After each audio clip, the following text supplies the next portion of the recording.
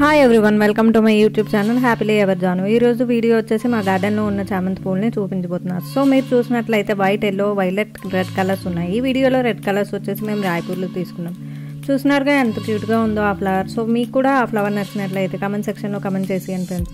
Please do like, share and subscribe to my YouTube channel and thank you for watching my video. Bye bye.